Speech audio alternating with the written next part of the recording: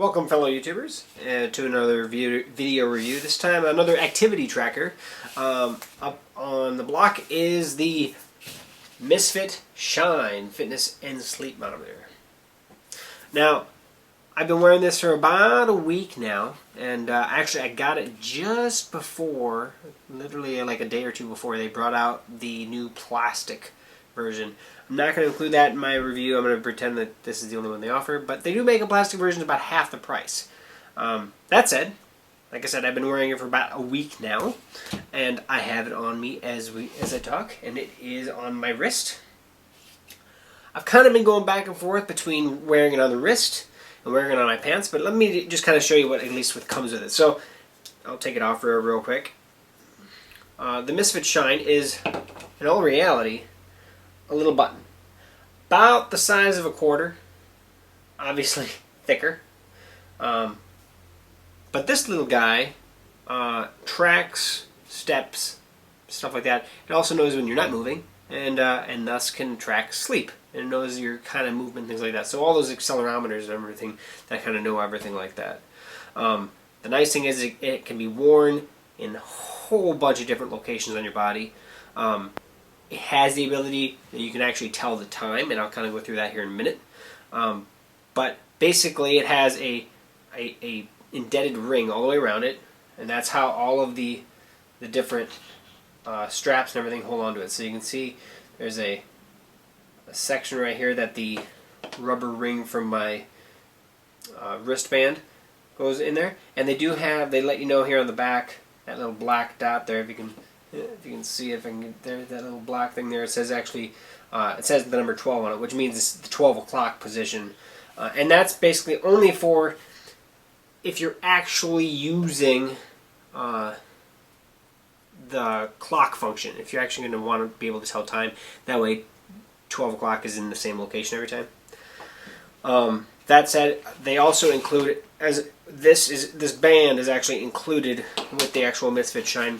But with the actual Misfit, they do give you the pant or the clip type. I guess there we go. The clip type mechanism. I'll put that on here real quick to kind of demonstrate that real quick. And same way, it actually just wraps around the Misfit. And then in the Misfit itself, there's actually a nice, powerful. Oh, of course, there we go. Powerful little magnet in there, and that's actually how it uses to hold on to itself. So you saw that, and I'll demonstrate that here down here as well. So inside the Misfit on the back side there's a magnet, and in here there's a magnet, and put together they snap together. So obviously if you had a piece of clothing, or like you can actually put it like up on your collar like that and actually track it. I put it actually in my pant pocket and loop it up over the top of the pant pocket like that, and it works just as good as it does on the wrist, to be honest. From what I understand, from what I can tell, just as accurate. I've been wearing it on the wrist while I can, I guess, to try out the different ones. And putting it on is kind of an annoyance because you gotta fish this little hole, little dot here through the loop here, and while it's on your wrist. So you put it on your wrist, and you grab onto it, and you kind of do your best. And once you get the hang of it, it's not too bad. But tightening it up is actually the hard part. You actually kind of have to push it down, pull it down this way, tighten it up, push and hold, and then kind of clamp it. And I know exactly where to put it every time I'm 3 runs in because I don't have very thick wrists. But that's how you wear it. And it wears really good. Once you get it on, it's actually great. I haven't had it fall off. I know there's people online that have had it fall off. But yeah, in the package when you get the Misfit Shine, you get a battery, which this is not very rechargeable. This is an actual battery. And then they give you the little tool to open up the Misfit to put in the battery. Now, there's a lot of photos online, and I was going to kind of show you how to open it, but you know what? There's a whole bunch of photos online. But basically, it's not that hard to open it up. You just stick the battery, and you close it up, and you're good to go. The nice thing is that the battery, maybe I should actually show you, because one of the neat things is when you're putting the battery in, is there's actually a magnetic piece. So at the 12 o'clock position, right here at that little 12 o'clock position, there's a little spot where you can get this little tiny, it's basically just a really small screwdriver, and you kind of stick it in there and you pry it open. Nothing too difficult, you just stick it in and pry it out, and once you do that, everything becomes loose. And the battery right here, you may actually need the tool to pry out the battery because it actually is held in position. You can see there it's not wanting to come out because it's actually held in position by the magnet that is obviously also used with the cases. But so if you have the battery, you have the plus side, you put it against the magnet and it holds it in position for you, and then you just line up the little groove here with the 12 o'clock position, and then snap it together, and there we go, and she's lit up there. She's telling me that she's turning back on. But that's, essentially it for changing the battery. Battery life, they say, is about 4 months, up to 6 months. I've heard other people say more, but that's from, I think Fitbit or Misfit actually tells you about around 6 months. But I think the advertised is 4 months. So, in comparison, I have my little Fitbit tracker. I still have one of these little Fitbit ones, and tracks my steps just fine. Obviously, significant size difference, specifically in thickness. The Misfit versus the Fitbit Flex that you can wear on your wrist. Obviously, Misfit's still thinner, smaller. However, the big thing comes actually with the fact that the Misfit is waterproof. You can wear it in the shower. You can take it swimming. Do a whole bunch of really cool stuff with it. And that's the Misfit over the Fitbit. The other really nice thing about it, like I said, it tells time. And how does it? Well, it doesn't tell you all the time. You have to actually tell it you want it to tell time. And you can also track your progress. So right now I have it set up when you double tap it, and you can actually change if you want to tell the time first and then progress, or progress first and then the time. You can actually completely customize this in the app on your phone. But you double tap it, tells you how your progress is for the day. In this case, I haven't done a whole lot today, so it's not going to be very high. And then after that, it goes into showing you 12 o'clock, 3 o'clock, 6 o'clock, 9 o'clock to show you where the 4 corners are. And then it puts the main dot, a solid dot for the hour, and then a blinking dot for where the minute hand would be. Now, it's plus or minus 2.5 minutes, so it's always within 5 minutes of actually being 100% accurate, I guess. So within 5 minutes, you'll know the time at least. If I can show it here, basically, if I double tap,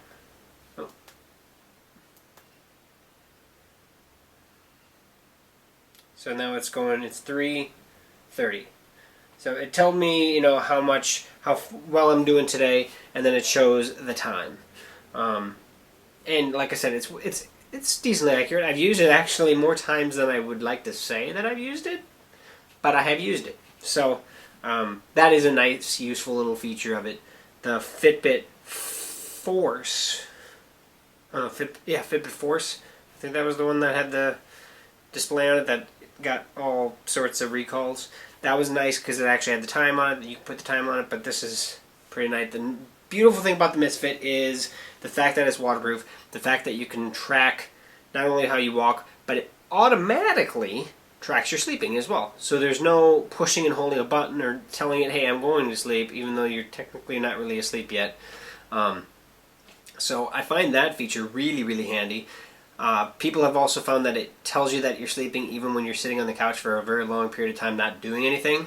Well, it's kind of like sleeping, although you're not in the restful parts of sleep because you are moving a little bit. You're not doing anything, and that's what the Fitbit and the Misfits and all those activity trackers out there, they're designed, obviously, to keep your fitness in mind and let you know, hey, you might want to be more active during the day. So, one thing I will say is their box is fantastic. They put the thing's heavy even without anything in it. So they give you some nice brochure with all these nice little accessories that you can get as well. So from necklaces to socks to leather bands to shirts that actually have cuffs built in on the arm, all sorts of little things that you can get. And then they do break down the various trackers as well, and I'll show you that here, showing you, hey, this is what the Misfit can do, here's what the other guys do. Which actually works really nice. It tells you everything. It's honest, you know. Hey, we don't track stairs. We don't know when you're going up or down, which is probably one of my gripes. I wish that it did that. Not that I ever used it, other than saying, wow, I walked a lot of stairs today. It's nice to know. I think it's neat to know how many stairs you did. And that's the one thing I like about my Fitbit that my Misfit does not do. That said, if I was to have a choice of carrying one or the other, probably going to lean toward the Misfit Shine. Mainly because it's lighter. It's all solid aluminum, and I don't care if it gets wet at all. So those things are probably my main focus. However, if you're already into the Misfit ecosystem, or the Fitbit ecosystem, or the Up ecosystem, or, you know, the Jawbone Up, the different ones like that, if you're already embedded in those, that's fine.